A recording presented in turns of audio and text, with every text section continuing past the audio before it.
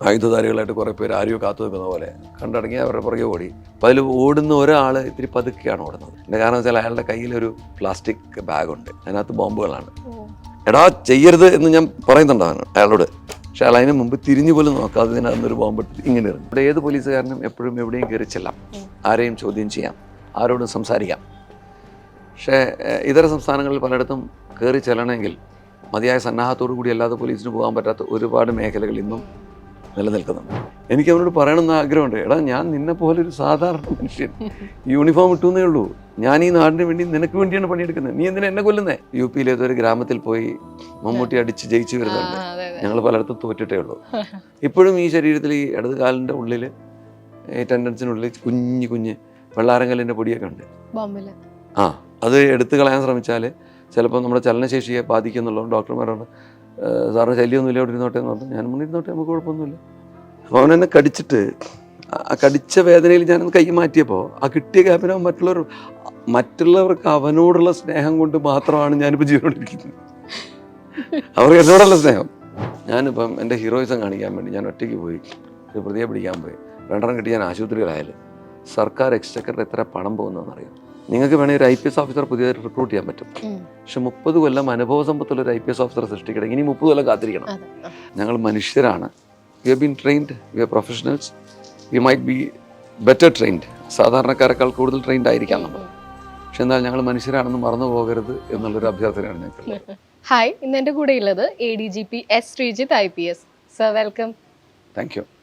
Sir, ആളുകൾക്ക് ചില ജോലികളോട് ഒരു ഇഷ്ടക്കൂടുതൽ, ഒരു കൗതുകം, ജിജ്ഞാസയൊക്കെ ഉണ്ടാവും. സിനിമ അങ്ങനെ ഒരു ഫീൽഡാണ്, പോലീസ് ഫോഴ്സും അതുപോലെയാണ്. കക്കി കാണുമ്പോൾ പ്രായഭേദമന്യേ നമുക്കൊരു താല്പര്യം തോന്നുമല്ലോ. ഈ കാക്കിക്കുള്ളിൽ കയറി കഴിഞ്ഞാൽ നമ്മൾ വേറെ ആളാവുന്നൊക്കെ സിനിമയിലെ ഡയലോഗിൽ കേട്ടിട്ടുണ്ട്. അങ്ങനെയാണോ ലൈഫിൽ? സിനിമയിലും പോലീസിലുള്ളൊരു അടിസ്ഥാനപരമായ വ്യത്യാസം പറഞ്ഞോളട്ടെ. സിനിമയിൽ അവർക്ക് ഏറ്റവും ഇഷ്ടമുള്ള കാര്യം ചെയ്യുന്നതിന് വേണ്ടി അവർക്ക് ഗെറ്റ് പെയ്ഡ് ഫോർ ഇറ്റ്. അവർ നല്ല പണം കിട്ടും. ഞാനെപ്പോഴും നമ്മുടെ സുരേഷ് ഗോപി എന്ന് പറഞ്ഞ വലിയ നടനും പോലീസുമായിട്ടുള്ളൊരു ബുദ്ധിമുട്ടും ബന്ധവും ഞാൻ പറയാറുണ്ട്. ബുദ്ധിമുട്ടെന്ന് പറഞ്ഞു കഴിഞ്ഞാൽ അദ്ദേഹം കമ്മീഷണർ സിനിമ അഭിനയിച്ചതിന് ശേഷം പോലീസുകാരെ കുറിച്ചുള്ള ജനറൽ എക്സ്പെക്ടേഷൻ കംപ്ലീറ്റ് മാറി. ജനങ്ങളുടെ പ്രതീക്ഷ എന്ന് പറഞ്ഞാൽ സുരേഷ് ഗോപി അടിച്ചു തീർക്കുന്ന പോലെ, സിനിമയിൽ അടിച്ചു തീർക്കുന്ന പോലെ ഞങ്ങളെല്ലാവരും പോയി അടിച്ചു തീർക്കണം എന്നാണ്. കുറേ ഗുണ്ടകൾ അടിച്ചു തീർക്കുക. ഒന്നാമത് ഞങ്ങൾക്ക് അങ്ങനെ അടിക്കാൻ സാധിക്കില്ല. രണ്ടാമത് ഞങ്ങൾ പ്രൊഫഷണൽസാണ്. ഞങ്ങൾ പല ജോലികളും ചെയ്യേണ്ടി വരുന്നത് ഞങ്ങൾക്ക് സന്തോഷത്തോടു കൂടിയല്ല പലപ്പോഴും ചെയ്യുന്നത്. പോലീസ് ജോലിയോട് നമുക്ക് സന്തോഷവും കമ്മിറ്റ്മെൻറ്റും സ്നേഹമൊക്കെ ഉണ്ടായാലും പല കാര്യങ്ങളും ചെയ്യേണ്ടി വരുന്നതെന്ന് പറഞ്ഞു കഴിഞ്ഞാൽ ജനങ്ങളുടെ അവസാന പ്രതീക്ഷ പോലീസാണെന്നുള്ളത് കൊണ്ടാണ്. സന്തോഷത്തോടെ ചെയ്യുന്നതല്ല. സിനിമക്കാരങ്ങനെയല്ല. അവർക്ക് ഏറ്റവും ഇഷ്ടമുള്ള കാര്യം അഭിനയം, അല്ലെങ്കിൽ കലാപരമായ ഒരു ഔന്നത്യം, അതവർ പുലർത്തുന്നതിന് അവർക്ക് പണം കിട്ടുകയാണ്. അപ്പോൾ ഒരിക്കലും സിനിമയിൽ കാണുന്ന കൗതുകം പോലീസിനെ കാണുന്നതിലുണ്ടായിട്ട് കാര്യമില്ല. ഒന്ന്. രണ്ടാമത്തെ കാര്യം എന്ന് പറഞ്ഞാൽ പോലീസിനെ കുറിച്ച് ഞാൻ നേരത്തെ പറഞ്ഞു, പ്രതീക്ഷകൾ ഭയങ്കരമാണ്.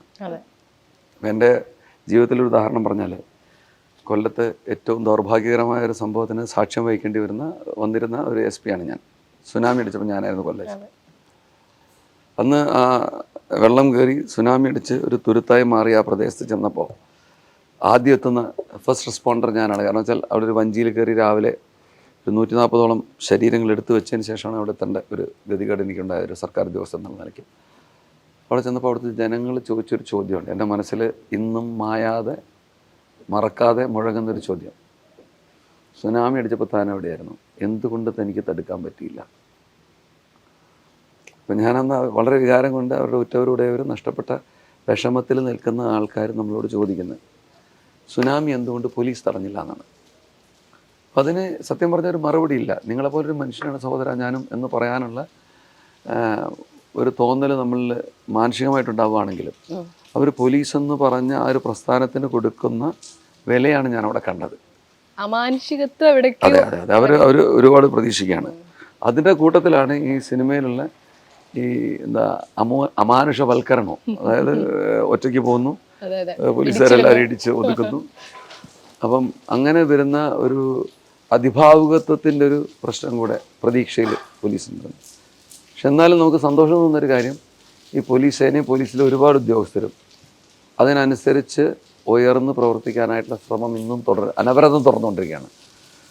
നമ്മുടെ അടുത്ത് വരുന്ന എല്ലാ പ്രതീക്ഷകൾക്കനുസരിച്ചും പ്രതികരിക്കാനായിട്ടുള്ള ശ്രമം പോലീസിൻ്റെ ഭാഗത്തുനിന്നുണ്ടാകുന്നുണ്ട്. പക്ഷെ പലപ്പോഴും ഉണ്ടാകുന്ന ഒരു പരിമിതി എന്താണെന്ന് വെച്ച് കഴിഞ്ഞാൽ, ഒരുപാട് കാര്യത്തിൽ അങ്ങനെ ശ്രമിച്ച് വിജയിച്ചാലും ഒരു പരാജയം, എവിടെയെങ്കിലും ഒരു തെറ്റ് പോലീസുകാരൻ്റെ അടുത്തുണ്ടായാൽ പോലീസുകാർ എത്ര ഉറക്കം ഉളച്ചിട്ട് എത്ര കുറ്റകൃത്യങ്ങൾ പ്രിവെൻറ്റ് ചെയ്യുന്നുണ്ടെന്നുള്ളതിനെ കുറിച്ചല്ല ചിന്തിക്കുന്നത്. ഒരു പോലീസുകാരൻ്റെ എപ്പോഴെങ്കിലും ഒരു ജാഗ്രത കുറവുകൊണ്ട് ഒരു കുറ്റകൃത്യം സംഭവിച്ചു പോയാൽ അതിൽ പോലീസിൻ്റെ റോൾ എന്താണ്, പോലീസിന് എന്തുകൊണ്ട് തടയാൻ സാധിച്ചില്ല. നേരത്തെ വിശ്വരാമിയുടെ ചോദ്യം ചോദിച്ച പോലെ ഉള്ള ഒരുപാട് ചോദ്യങ്ങൾ ഞങ്ങൾ സമൂഹത്തിൽ നിന്ന് നേരിടുന്നുണ്ട്. അപ്പോൾ എല്ലാവരോടും ഞങ്ങൾക്ക് പറയാനുള്ളത്, ഞങ്ങൾ മനുഷ്യരാണ്. We have been trained, we are professionals, we might be better trained, സാധാരണക്കാരെക്കാൾ കൂടുതൽ ട്രെയിൻഡ് ആയിരിക്കാം നമ്മൾ. പക്ഷെ എന്നാൽ ഞങ്ങൾ മനുഷ്യരാണെന്ന് മറന്നു പോകരുത് എന്നുള്ളൊരു അഭ്യർത്ഥനയാണ് ഞങ്ങൾക്കുള്ളത്.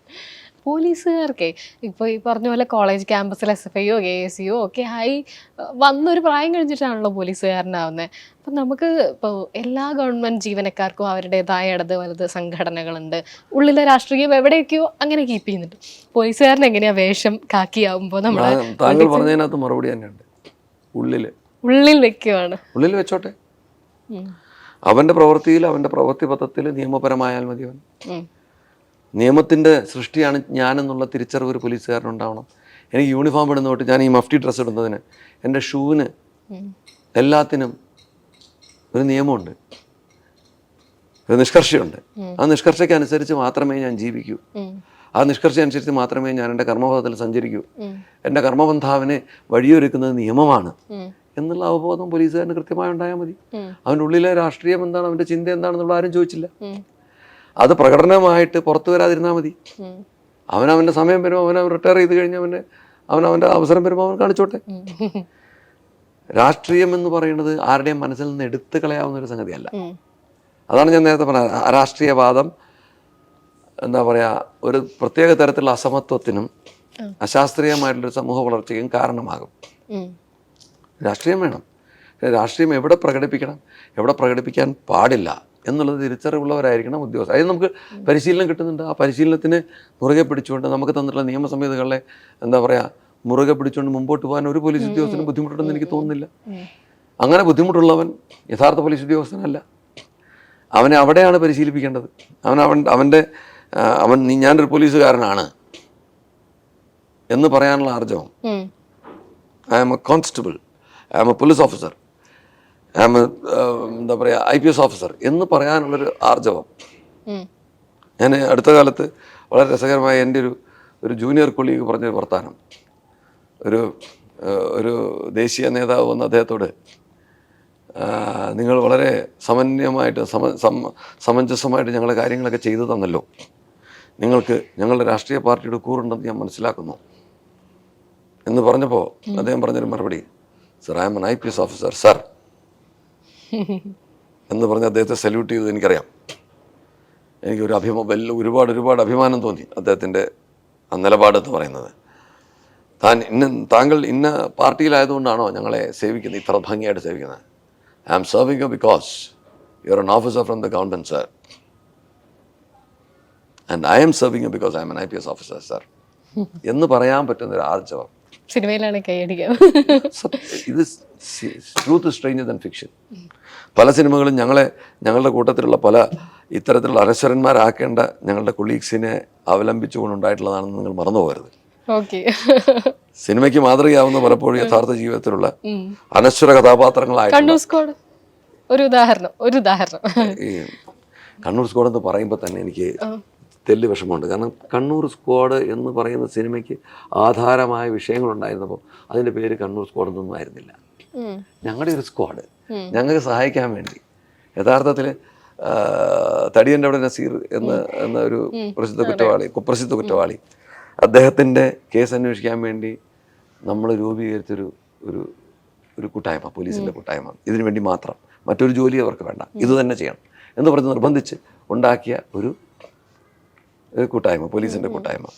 അവരുടെ വളർച്ച, അവരുടെ പോലീസിൻ്റെ വളർച്ച, അവർ മറ്റ് ഇതര കുറ്റകൃത്യങ്ങൾ ചെയ്തതിൽ ഒരു കുറ്റകൃത്യം മാത്രമാണ് സിനിമയ്ക്ക് ആധാരമായിരിക്കുന്നത്. അവർ ചെയ്ത ഒരുപാട് കാര്യങ്ങൾ, അതുപോലെ ഒരുപാട് സ്ക്വാഡുകൾ എല്ലാ പോലീസ് ജില്ലകളിലും ഇങ്ങനത്തെ സ്ക്വാഡുകളുണ്ട്. ഈ നർക്കോട്ടിക്സിന് തന്നെ ജീവൻ പണയപ്പെടുത്തി പോയിട്ട് ഒരുപാട് കേസുകൾ പിടിച്ചുകൊണ്ടിരുന്ന, ഇതര സംസ്ഥാനങ്ങളിൽ പോയി കേസുകൾ പിടിച്ചുകൊണ്ടിരുന്ന ഒരുപാട് പോലീസ് ഉദ്യോഗസ്ഥർ നമുക്കുണ്ട്. ഓരോരുത്തരുടെയും കഥ ഈ 2 കണ്ണൂർ സ്ക്വാഡ് വെച്ചുണ്ടാക്കാനുള്ള മനസ്സിലായില്ലേ? അപ്പം ഞങ്ങൾ ജീവിച്ചു പോകുന്നു, ആ ജീവിച്ചു പോകുന്നതിൻ്റെ ഒരു ഏടെടുത്ത് സിനിമയാക്കുന്നു എന്ന് പറയാൻ എനിക്ക് മടിയില്ല. അതിൻ്റെ റോണിയാണ് സ്ക്രിപ്റ്റ് ചെയ്തപ്പോൾ റോണി എന്നെ കണ്ട് സിനിമയ്ക്ക് വിളിച്ചുകൊണ്ട് പോയപ്പോൾ എന്നോട് പറഞ്ഞു, സാർ അപ്പം അതിനകത്തുള്ള സെക്കൻഡ് ഹാഫ് എന്ന് പറയുന്ന മുഴുവൻ ബഹുമാനപ്പെട്ട മമ്മൂട്ടിക്ക് മാത്രം അവകാശപ്പെട്ടാണ്, ഞങ്ങൾക്കൊന്നും അങ്ങനെയൊന്നും ചെയ്യാൻ പറ്റില്ല. സുപ്പീരിയർ ഓഫീസറോട് പറയുന്നു. അയ്യോ, ചിന്തിക്കാൻ പറ്റില്ല. പോലീസിൽ ഇത്രയും സീനിയോറിറ്റി ആയിട്ടും എൻ്റെ ഒരു ദിവസം സീനിയർ ആയിട്ടുള്ള ഒരു ഉദ്യോഗസ്ഥനെ കണ്ടാൽ എനിക്ക് അദ്ദേഹം അനുവദിക്കാതെ ഇരിക്കാനുള്ള ആർജവപ്പില്ല, സൗകര്യമില്ല, ധൈര്യമില്ല. അപ്പം അതാണ് ഞങ്ങളുടെ പോലീസ്. അപ്പം അവിടെ മമ്മൂട്ടി ആയതുകൊണ്ട് അദ്ദേഹത്തിന് പറയാം, ജനങ്ങൾ കൈയടിക്കും, കേൾക്കും. പക്ഷെ പോലീസിൻ്റെ യഥാർത്ഥ ചിത്രം അങ്ങനെയല്ല. അതിനകത്ത് യു പിയിൽ ഏതൊരു ഗ്രാമത്തിൽ പോയി മമ്മൂട്ടി അടിച്ച് ജയിച്ചു വരുന്നുണ്ട്. ഞങ്ങൾ പലയിടത്തും തോറ്റിട്ടേ ഉള്ളൂ. തോറ്റിട്ട് വീണ്ടും ഞങ്ങളുടെ പല പദ്ധതികളും പുനഃക്രമീകരിക്കുകയും നോർത്ത് ഇന്ത്യൻ ഗ്രാമങ്ങളിൽ ഒരുപാട്. നോർത്ത് ഇന്ത്യയിൽ നിന്നാ ഇവിടെ പോയിട്ടുണ്ടല്ലോ ഇഷ്ടംപോലെ. ഞാൻ തലശ്ശേരി ASP വരുന്നത് എന്നെ ബോംബ് പറഞ്ഞിട്ടുണ്ടല്ലോ. 14 സർജറി കഴിഞ്ഞ ആളാണ് ഞാൻ. അപ്പോൾ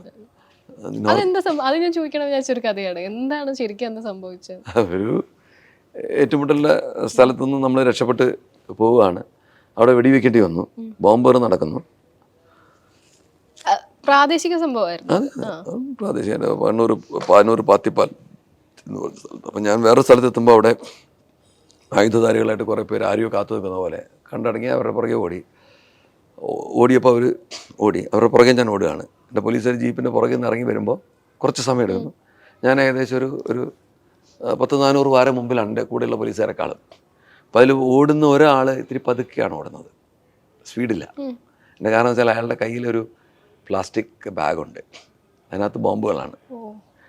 ആ ബോംബുകളിൽ ചിലത് പരസ്പര ഘർഷണം കൊണ്ട് പൊട്ടാൻ സാധ്യതയുള്ള തിരിച്ചറിവുകൊണ്ടാണ് അയാളുടെ ഓട്ടം പതുക്കെയാവുന്നത്.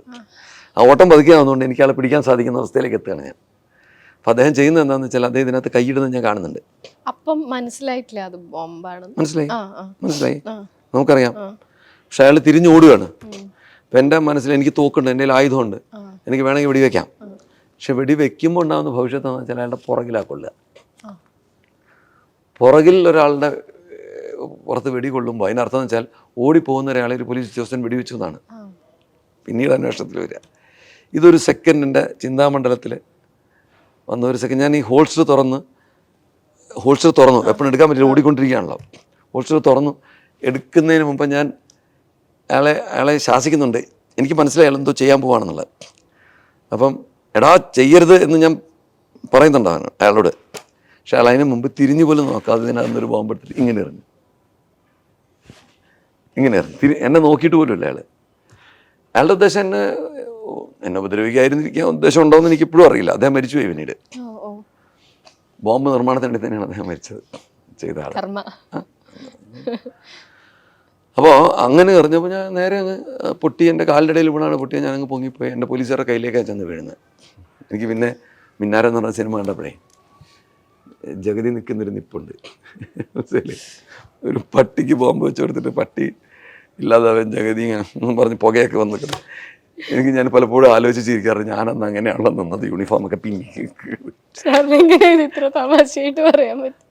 അല്ല ഇപ്പം ആലോചിക്കുമ്പം മാത്രമല്ല, അന്ന് എനിക്ക് ബോധം ഉണ്ടായിരുന്നു. ഞാൻ പോലീസുകാരൊക്കെ നേരെ എടുത്തെറിയപ്പെട്ടപ്പോൾ ഞാൻ പറഞ്ഞില്ലേ 100-400 വാര പുറകിൽ വരുന്ന പോലീസുകാരുടെ അവരെന്നെ സത്യം പറഞ്ഞാൽ അവർ പിടിച്ച് നിർത്തിയതാണോ അവർ താങ്ങി പിടിച്ചതാണോ എന്ന് എനിക്കിപ്പോഴും ഓർക്കാൻ പറ്റുന്നില്ല. അപ്പം എനിക്ക് ബോധമുള്ളപ്പോൾ ഞാൻ പറഞ്ഞു വിടരുത് അവനെ പിടിക്കുന്നത് പറഞ്ഞു. അപ്പോൾ എൻ്റെ പോലീസുകാരെടുത്ത് കറി സാറേ എന്ന്. അപ്പോൾ അവർക്ക് മനസ്സിലായി മുഴുവൻ ചോരയാണ്, ശരീരം മുഴുവൻ ചോരയാണ്. അപ്പോൾ അവർക്ക് മനസ്സിലായി എനിക്ക് നല്ല പരിക്ക് പറ്റിയെന്നില്ല. അപ്പോൾ അവർ നമുക്ക് പോവാം സാറേ, ആശുപത്രി പോവാം സാറേ എന്നിട്ട് അവരെന്നെ. എനിക്കപ്പോഴും എനിക്ക് എന്താ പറ്റിയെന്നുള്ള കൃത്യൊരു ബോധ്യമായിട്ടില്ല. അത് കഴിഞ്ഞ് എനിക്ക് ബോധം നഷ്ടപ്പെട്ടിട്ടില്ല എന്നുള്ളതാണ് അതിൻ്റെ ഒരു വലിയ വസ്തുത. എനിക്കിപ്പോഴും പറഞ്ഞാൽ എന്താ ബോധം പോകാഞ്ഞെന്നുള്ളത്. അതുപോലെ ഒരു മാരകമായിട്ടുള്ള സംഭവം എന്നിട്ട് എന്തുകൊണ്ട് ബോധം പോയില്ല. അവിടെ പ്രൈമറി ഹെൽത്ത് സെൻ്ററിൽ കൊണ്ടുപോയി. അപ്പോൾ KP മോഹൻ മിനിഞ്ഞാന്ന് രാജ്ഭവൻ വെച്ച് അദ്ദേഹത്തെ കണ്ടപ്പോൾ പറഞ്ഞു ഇദ്ദേഹത്തിൻ്റെ ആണികൾ എടുത്തത് ഞാനായിരുന്നു. അപ്പം ശരീരത്ത് മുഴുവൻ ആണികൾ തറഞ്ഞു കയറിയിരുന്നു ഈ ബോംബിൽ നിന്നുള്ള. അതിൽ കുറേ ആണികൾ ഡോക്ടർമാരും കൂടെയുള്ള പോലീസുകാരൊക്കെ പറിച്ചെടുത്ത് കളഞ്ഞു, പുറത്ത് കാണാവുന്നത്. പിന്നെ അദ്ദേഹം വന്നിട്ട് ആരും കാണാതിരുന്ന കുറേ എണ്ണം അവിടെയൊക്കെ തറഞ്ഞു കയറിയൊക്കെ അദ്ദേഹം ഊരിയെടുത്തു. അപ്പം എനിക്കൊന്ന് അപ്പം നമ്പാണ് ഞാൻ. അത് കഴിഞ്ഞ് തലശ്ശേരി കോപ്പറേറ്റീവ് ഹോസ്പിറ്റലിൽ കൊണ്ടുപോയിട്ട് സർജറി നടത്തുകയാണ്. സർജറി തുടങ്ങി അതിന് വേണ്ടിയിട്ട് എവിടേക്കോ കുത്തിയപ്പോൾ എനിക്ക് നോവുന്നു എന്ന് പറഞ്ഞു. ഉച്ചയ്ക്ക് 3 മണിയായപ്പോഴത്തേക്ക്, രാവിലെ 10 മണിക്കാണ് ഈ സംഭവം. നോവുന്നു എന്ന് പറഞ്ഞപ്പോൾ ഡോക്ടർമാർ ഭയങ്കരമായിട്ട് ആഘോഷിച്ചു, അങ്ങോട്ടും ഇങ്ങോട്ടും. അതായത് നോവുന്നത് പോസിറ്റീവാണ് അത്രേ, അറിയുന്നുണ്ട്. അപ്പോൾ ഞാൻ ഡോക്ടറെ അടുത്ത് ഇപ്പോഴും എനിക്ക് ഓർമ്മ, ഞാൻ ഡോക്ടർമാരോട് ആവശ്യപ്പെട്ട് എന്നെ ഓപ്പറേറ്റ് ചെയ്ത് എനിക്ക് കാണാൻ പറ്റുമെന്ന് ചോദിച്ചു. അപ്പോൾ എന്നോട് ഡോക്ടർ പറഞ്ഞു, എൻ്റെ ഹാർട്ട് ഹൃദയം മിടിപ്പ് നോർമലാക്കിയാൽ താങ്കളെ കാണിച്ചു തരാമെന്ന് പറഞ്ഞു. അപ്പോൾ അതുവരെ എനിക്കൊന്ന് മറവ് വെച്ചിരിക്കുകയാണ്, അനസ്തീഷ്യ ഉണ്ട്. അപ്പം ഞാൻ പറയും, ഞാൻ നോർമലാണല്ലോ ഡോക്ടർ എന്ന് ഞാൻ പറയുന്നുണ്ട്. അപ്പം ഡോക്ടർ ECG കാണിച്ചു തരാം, 120 കിടന്നിടിക്കുക. അപ്പം ഭയങ്കര ശാന്തനാണെന്ന് കരുതിയിരുന്ന ഞാൻ 120 ഹൃദയം ഇടിച്ചുകൊണ്ടിരിക്കുകയാണ്. അപ്പം ഞാൻ എന്ത് ചെയ്തെന്ന് വെച്ചാൽ, അപ്പോൾ എന്നോട് ഡോക്ടർ പറഞ്ഞു, ഒരു 80 താഴെ കൊണ്ടുവന്നാൽ കാണിച്ചു തരാമെന്ന് പറഞ്ഞു. അപ്പോൾ എനിക്ക് ഓർമ്മയുണ്ട്, ഞാൻ അവിടെ കിടന്നിട്ട് കുറേ ശ്വാസം എടുക്കുകയും, ഈ ശ്വാസം ഹൃദയമിടിപ്പ് നോർമലാക്കാൻ വേണ്ടി നമ്മൾ ചെയ്യാൻ പഠിച്ചിട്ടുള്ള കുറേ കാര്യങ്ങളുണ്ട്. ആകാശത്തെക്കുറിച്ച് കുറേ ചിന്തിച്ചു, സമുദ്രത്തെക്കുറിച്ച് ചിന്തിച്ചു, നമുക്കറിയാവുന്ന ദൈവങ്ങളെക്കുറിച്ചൊക്കെ ചിന്തിച്ചു. എന്തിനധികം പറയുന്നൊരു 2 മിനിറ്റിനകം 80 താഴെ എൻ്റെ ഹൃദയമിടിപ്പ് വന്നു. ഒന്ന് കഴിഞ്ഞ് എന്നെ കാണിച്ചു തരാൻ പറഞ്ഞപ്പോൾ ഡോക്ടർമാർ എനിക്ക് കാണിച്ചു തന്നു. എന്തായിരുന്നു സർജറി? ഈ കാലിൽ മുഴുവൻ തുറഞ്ഞ് കയറിയിരിക്കുക 2 കാലിലും. അപ്പോൾ കാലിലാണ് അവർ ആദ്യം സർജറി ചെയ്തത്. ഇവിടെ ഒന്നും വലുതായിട്ടുണ്ടായിരുന്നില്ല, കാരണം കറക്റ്റ് കാലിന് നടുക്ക് തന്നെ വേണത്. എറിഞ്ഞപ്പോൾ കറക്റ്റ് കാലിന് നടുക്ക് വേണമുണ്ട്. അന്ന് ഈ ടാക്സാണി എന്ന് പറഞ്ഞ സാധനം, അതായത് ഈ സോഫ കമ്പിടിൻ്റെ അടിയിലൊക്കെ കുത്തി വെക്കുന്ന ഒരു അണിയില്ലേ, അതിൻ്റെ ആ തല വെട്ടിക്കളഞ്ഞിട്ട് ബാക്കിയുള്ള അതിനകത്ത് കുത്തിക്കറ്റും. അപ്പോൾ ശരീരത്തിനകത്ത് സഞ്ചരിക്കാൻ വേണ്ടി അങ്ങനെ ചെയ്യുന്നത്. അപ്പം അങ്ങനെയുള്ള കുറേ ആണി കഷ്ണങ്ങൾ ഒക്കെ കുഞ്ഞു കുഞ്ഞു പീസ് അതൊക്കെ അവരെടുത്ത് കളയായിരുന്നു. ഇപ്പോഴും ഈ ശരീരത്തിൽ ഈ ഇടത് കാലിൻ്റെ ഉള്ളിൽ, ഈ ടെൻഡൻസിനുള്ളിൽ കുഞ്ഞു കുഞ്ഞ് വെള്ളാരങ്കല്ലിൻ്റെ പൊടിയൊക്കെ ഉണ്ട്.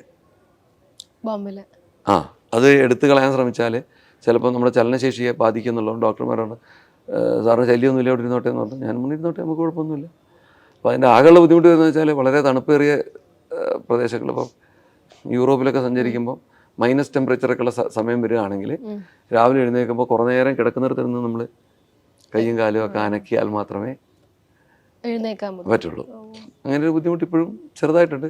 പിന്നെ ഇടത് ചെവിക്ക് ഇത്തിരി കേൾവി കുറവുണ്ട്. ഇവിടെ ടിമ്പനം പൊട്ടിപ്പോയി, ഈ ഡ്രമ്മ് പൊട്ടി, പിന്നെ നിരയായി, അങ്ങനെയൊക്കെയുള്ള.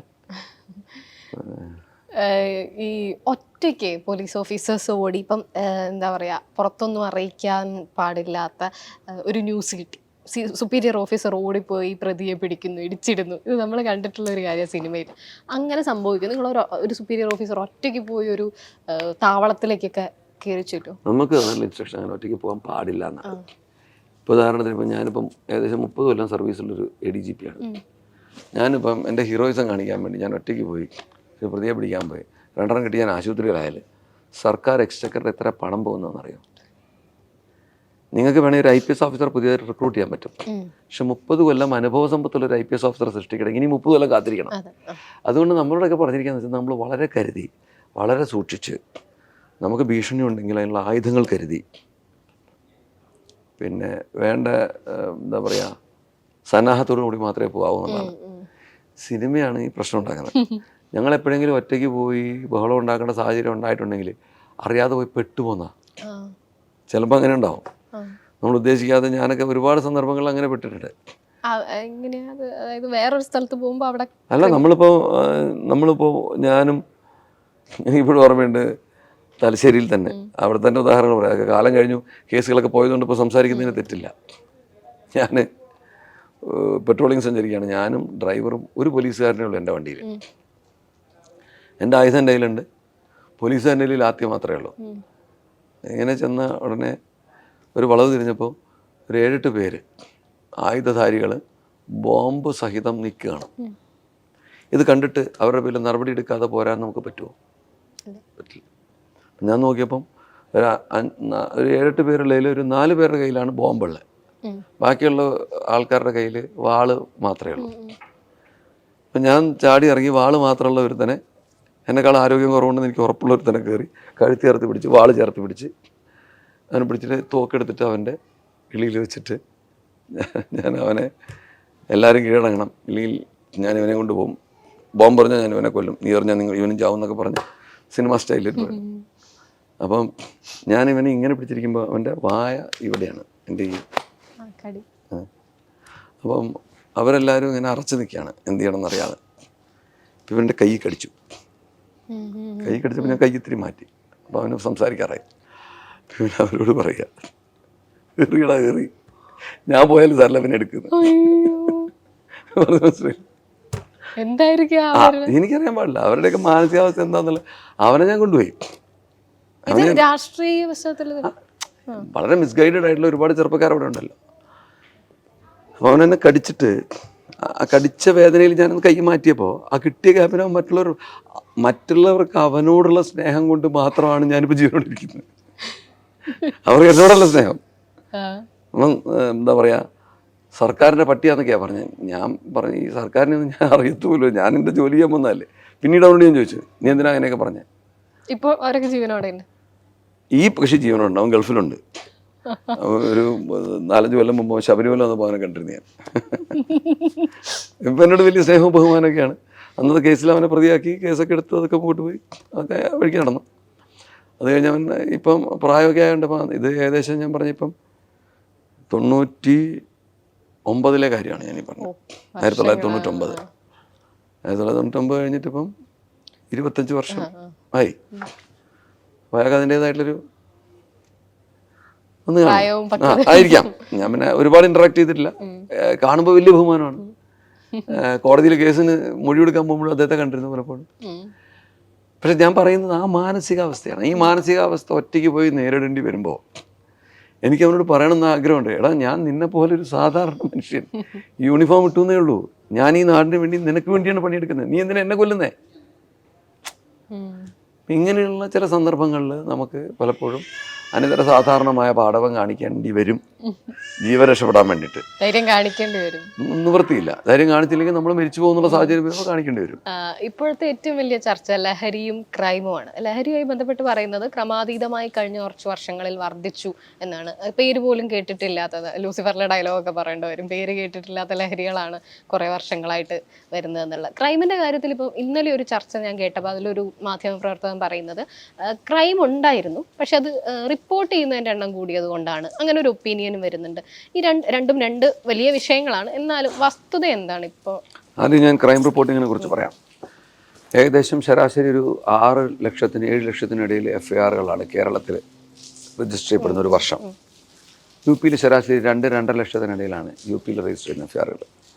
അപ്പം അങ്ങനെ FIRകളുടെ കണക്ക് നോക്കി പറഞ്ഞാൽ UP-യിലെ ക്രമസമാധാനം കേരളത്തിനേക്കാൾ മെച്ചമാണെന്ന് പറയേണ്ടി വരും. പക്ഷെ അത് വസ്തുതയല്ല എന്നുള്ളത് അന്വേഷിക്കുന്നവർക്ക് എല്ലാവർക്കും മനസ്സിലാവും. അപ്പോൾ അവിടെ ഉണ്ടാകുന്നൊരു കാര്യം എന്ന് പറഞ്ഞിട്ടുണ്ടെങ്കിൽ കൃത്യമായ റിപ്പോർട്ട് ചെയ്യാനുള്ള ആർജവം നമ്മുടെ ജനങ്ങൾക്കുണ്ട്. ആ ആർജവത്തോടു കൂടി ജനങ്ങൾ റിപ്പോർട്ട് ചെയ്യുന്നത് കൃത്യമായി ഡോക്യുമെൻ്റ് ചെയ്യാനുള്ള നിർബന്ധ ബുദ്ധി നമ്മുടെ പോലീസ് ഉദ്യോഗസ്ഥർക്കുണ്ട്. അപ്പം കൂടുതൽ ക്രൈം റിപ്പോർട്ട് ചെയ്യുന്നതും കൂടുതൽ നിയമലംഘനങ്ങളെ പരസ്പരം പറഞ്ഞു തീർക്കുക അല്ലെങ്കിൽ പഞ്ചായത്ത് പറയുക എന്നുള്ള രീതിയിൽ നിന്ന് മാറി നിയമപരമായിട്ടുള്ള അവബോധത്തിലൂടെ നിയമപരമായി തന്നെ തീർക്കണം എന്നുള്ള നിർബന്ധ ബുദ്ധി മലയാളിക്കുണ്ട് എന്നുള്ളതാണ് ഒരു പോസിറ്റീവായിട്ടുള്ള കാര്യം. പോലീസിനെ സംബന്ധിച്ചോളം പോസിറ്റീവായിട്ടുള്ള കാര്യം എന്ന് പറഞ്ഞാൽ ഇത്തരത്തിലുള്ള കാര്യങ്ങളെല്ലാം നമ്മൾ പ്രതികരിച്ച് അതിന് അന്വേഷണം നടത്തി പരിഹാരം ഉണ്ടാക്കാൻ നമ്മൾ ശ്രമിക്കുന്നതാണ്.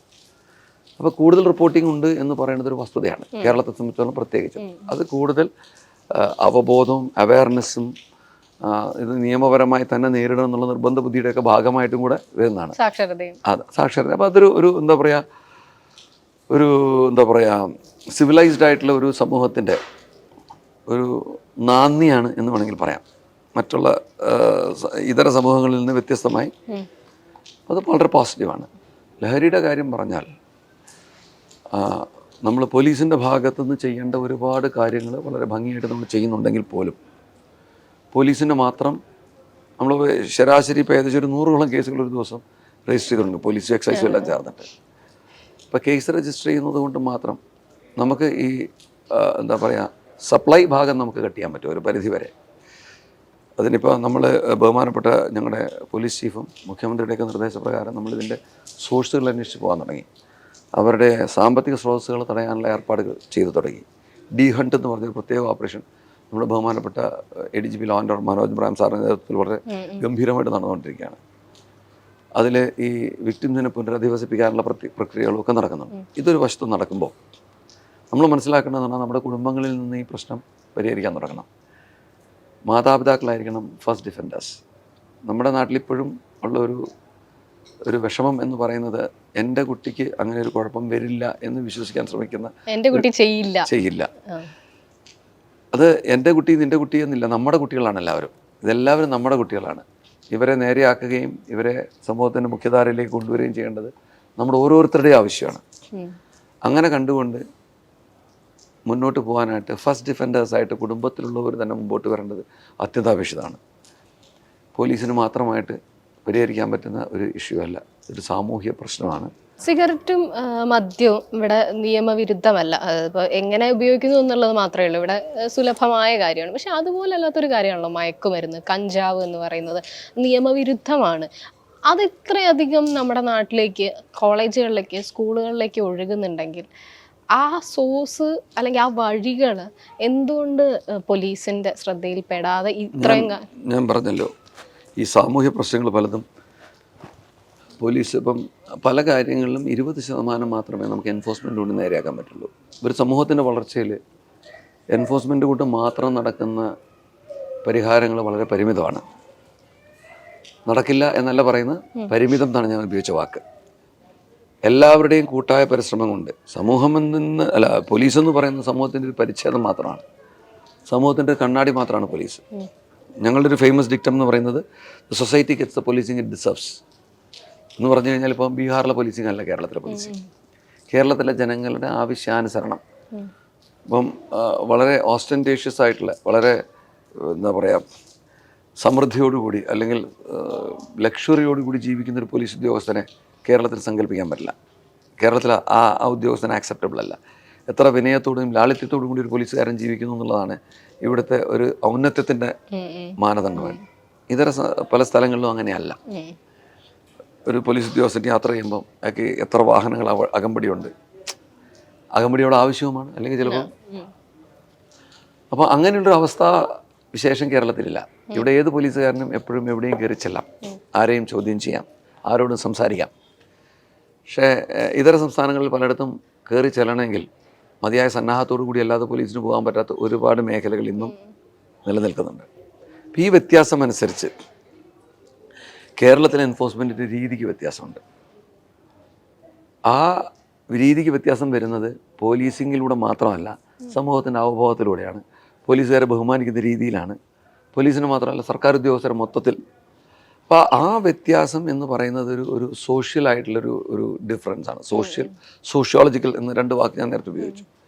അപ്പോൾ സാമൂഹികമായിട്ടുള്ള ആ വ്യത്യാസത്തിനനുസരിച്ച് പോലീസിങ്ങിൻ്റെ സ്വഭാവത്തിൽ വ്യത്യാസം വരും. ആ അവബോധം കൂട്ടുന്നതിന് പോലീസിങ് സഹായകമായിരിക്കും. പക്ഷെ അവബോധത്തിന് മുഴുവൻ ഉത്തരവാദികൾ പോലീസും എൻഫോഴ്സ്മെൻറ്റും മാത്രമല്ല. ഞാൻ പറഞ്ഞ മനസ്സിലായി. ഇപ്പോൾ ബീഹാറിലൊരു വഴക്കുണ്ടായാൽ ഒരു കള്ളത്തോക്കെടുത്ത് ഒരാൾ പരസ്പരം വേറൊരാളെ വെടിവെച്ച് കൊല്ലുന്നത് സർവ്വസാധാരണമാണെന്ന് പറയാവുന്ന രീതിയിൽ കേരളത്തിൽ നിലനിൽപ്പില്ല. കേരളത്തിൽ നമ്മൾ തോക്കുകൾ ലൈസൻസ്ഡ് അല്ലാത്തൊരു തോക്ക് കണ്ടാൽ തന്നെ ഭയങ്കര സംഭവമാണ്. അപ്പം അങ്ങനെയുള്ള സംസ്ഥാനങ്ങളെ വെച്ച് നമ്മൾ തുലനം ചെയ്യുമ്പോൾ കേരളം ബഹുദൂരം മുമ്പിലാണെന്ന് കാണാം. ആ ബഹുദൂരം മുമ്പിലായത് പോലീസിൻ്റെ മഹാത്മ്യം കൊണ്ട് മാത്രമാണെന്ന് പറയാനുള്ള ഒരു എന്താ പറയുക, മണ്ടൻ ബുദ്ധി എനിക്കില്ല. തീർച്ചയായിട്ടും ജനങ്ങളുടെ മുഴുവൻ പങ്കാളിത്തത്തോടുകൂടി മാധ്യമങ്ങളുടെ, ഭരണകർത്താക്കളുടെ എല്ലാവരുടെയും പങ്ക് അതിനകത്തുണ്ട്. ആ പങ്ക് കൂടെ വരുന്നതനുസരിച്ച് എൻഫോഴ്സ്മെൻറ്റ് മെച്ചപ്പെടും. അത് നേരത്തെ പറഞ്ഞത്, കേവലം ഒരു 20% മാറ്റം മാത്രമേ എൻഫോഴ്സ്മെൻറ്റ് കൊണ്ട് വരുത്താൻ സാധിക്കുള്ളൂ. കുറച്ച് കഴിഞ്ഞ് ചോദിക്കാൻ വിചാരിച്ച ചോദ്യം ഇപ്പോഴേ ചോദിക്കുകയാണ്. എപ്പോൾ പോലീസിന് ഒരാളുടെ മേൽ കൈവയ്ക്കാം? എന്താണ് ആ ഒരു നിങ്ങളുടെ പ്രോട്ടോക്കോൾ? അതിന് പ്രോട്ടോക്കോൾ ഇല്ല. മർദ്ദനം, ഒരാളുടെ മനുഷ്യാവകാശങ്ങളെ ലംഘിക്കലെന്ന് പറഞ്ഞു കഴിഞ്ഞാൽ നിയമവിരുദ്ധമാണ്. അത് പോലീസ് ചെയ്താലും ആര് ചെയ്താലും. പക്ഷേ ചില കുറ്റകൃത്യങ്ങൾ തടയാൻ വേണ്ടി പോലീസിന് മതിയായ ബലം പ്രയോഗിക്കാനായിട്ട് നിയമത്തിൽ വ്യവസ്ഥ ചെയ്തിട്ടുണ്ട്. അത്ര സാധാരണ ഞാൻ നേരത്തെ പറഞ്ഞ മോബ് കൺട്രോൾ, അല്ലെങ്കിൽ ഒരാൾ വേറൊരാളെ അപകടപ്പെടുത്താൻ പോകുന്ന ഒരു സാഹചര്യം ഒരു പോലീസ് ഉദ്യോഗസ്ഥന് മുമ്പിൽ നിന്ന് സംഭവിക്കുകയാണെങ്കിൽ മതിയായ ബലം പ്രയോഗിച്ചാൽ തടയാനുള്ള ബാധ്യത, ഇന്റർപോസ് എന്നാണ് പറഞ്ഞിട്ടുള്ള വാക്ക്, ഒരു കൊഗ്നൈസബിൾ ഒഫൻസ് നടക്കുകയാണെങ്കിൽ അത് തടയാൻ വേണ്ടി ഇടപെടാനുള്ള ബാധ്യത പോലീസ് ഉദ്യോഗസ്ഥനുണ്ട്. അങ്ങനെയുള്ള സാഹചര്യങ്ങളിലല്ലാതെ പോലീസ് ആരെയും മർദ്ദിക്കേണ്ട ആവശ്യമില്ല. കൈവയ്ക്കുക എന്നുള്ളൊരു വാക്ക് തന്നെ അനുചിതമാണെന്ന് എനിക്ക് തോന്നുന്നു. കൈവയ്ക്കേണ്ട ഒരു ആവശ്യമില്ല, കൈവയ്ക്കുന്നത് തെറ്റാണ്. അപ്പോൾ അങ്ങനെ തെറ്റ് സംഭവിച്ചു കഴിഞ്ഞാൽ നിഷ്കരണം പോലീസിൻ്റെ ഭാഗത്തുനിന്ന്, മേലുദ്യോഗസ്ഥരുടെ ഭാഗത്തുനിന്ന്, പോലീസിൻ്റെ സിസ്റ്റത്തിൻ്റെ ഭാഗത്തുനിന്ന് അവർക്ക് നേരെ നടപടി ഉണ്ടാവാറുണ്ട്. ഒരു കാര്യം എനിക്ക് സന്തോഷത്തോടെയും എന്നാൽ ചാരിതാർത്ഥ്യത്തോടെയും തെല്ലുകുട്ടിത്തത്തോടുകൂടിയും പറയേണ്ടി വരും. പോലീസ് സേനയിലെ ഉദ്യോഗസ്ഥർക്കെതിരെ വരുന്ന പരാതികളിൽ പോലീസിലെ മേലുദ്യോഗസ്ഥർ കീഴുദ്യോഗസ്ഥരുടെ നേരെ എടുക്കുന്ന നടപടി പോലെ വേറെ ഒരു വകുപ്പിലും നടക്കുന്നില്ല എന്ന് എനിക്ക് പറയേണ്ടി വരും. അത് ഒരു തരത്തിൽ ചാരിതാർത്ഥ്യമുണ്ട്. എന്ന് പറഞ്ഞു കഴിഞ്ഞാൽ ഞങ്ങളെ തന്നെ കറക്റ്റ് ചെയ്യാൻ തയ്യാറാണ്. പലപ്പോഴും പോലീസ് ഉദ്യോഗസ്ഥർ ചെയ്യുന്ന എന്തെങ്കിലും വളരെ ദുർലഭം നടക്കുന്ന ഏതെങ്കിലും പോലീസ് ഉദ്യോഗസ്ഥർ ഇൻവോൾവ് ആയിട്ടുള്ള കുറ്റകൃത്യങ്ങളുണ്ടെന്നിരിക്കട്ടെ, അത് പൊതുജനമധ്യത്തിൽ വരുമ്പോൾ, മാധ്യമ ശ്രദ്ധയിൽ വരുമ്പോൾ, സർക്കാരിൻ്റെ ശ്രദ്ധയിൽ വരുമ്പോൾ പോലീസ് ഉദ്യോഗസ്ഥരൊക്കെ ഇത്ര നീചന്മാരാണോ എന്ന് ചോദിക്കുന്ന പല ചോദ്യങ്ങളും നമ്മൾ കേട്ടിട്ടുണ്ട്. ആ ചോദ്യത്തിനുള്ള മറുപടി, എൻ്റെ ഭാഗത്തുള്ള മറുപടി എന്ന് പറഞ്ഞാൽ, നിങ്ങൾ തിരിച്ചറിയേണ്ടത് ഇത് കണ്ടുപിടിച്ചത് വേറൊരു പോലീസ് ഉദ്യോഗസ്ഥനാണെന്നുള്ളതാണ്. എൻ്റെ കൂട്ടത്തിലുള്ള നീചത്വം കണ്ടുപിടിച്ചത് വേറൊരു പോലീസ് ഉദ്യോഗസ്ഥനാണ്. ആ കുറ്റകൃത്യം അന്വേഷിച്ച് അദ്ദേഹത്തിന് ശിക്ഷ മേടിച്ചു കൊടുക്കുന്നത് വേറൊരു പോലീസ് ഉദ്യോഗസ്ഥൻ തന്നെയാണ്.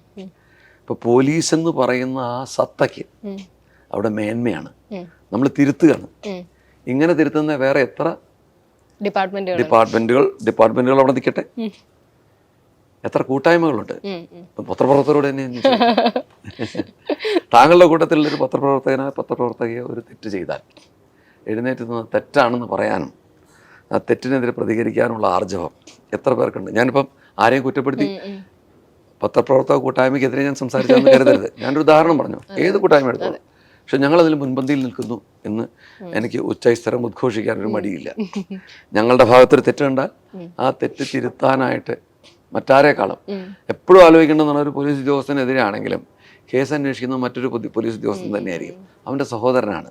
ഒരു സഹോദരൻ മറ്റൊരു സഹോദരനെതിരെ ഫ്രറ്റേണിറ്റി ഫീലിങ്സ് ഒന്നുമില്ലാതെ നിയമം മാത്രം നോക്കി നടപടിയെടുക്കുന്നത് പോലീസിലും ഒരു പക്ഷേ ഒരു പരിധിവരെ ആർമിയിലും ഉണ്ടെന്ന് പറയാൻ പറ്റും. മറ്റ് ഏതെങ്കിലും ഒരു ഡിപ്പാർട്ട്മെന്റിൽ അത്രയും ഉണ്ടോ എന്ന് എനിക്ക് സംശയമുണ്ട്.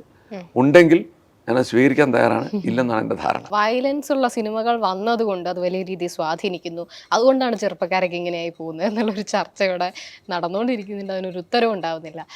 സാറിന് എന്താ തോന്നുന്നത്? ഇപ്പം ഈ അടുത്തിറങ്ങിയ സിനിമകളൊക്കെ വലിയ രീതിയിൽ വിമർശനത്തിൽ വിധേയമാവുകയാണ്.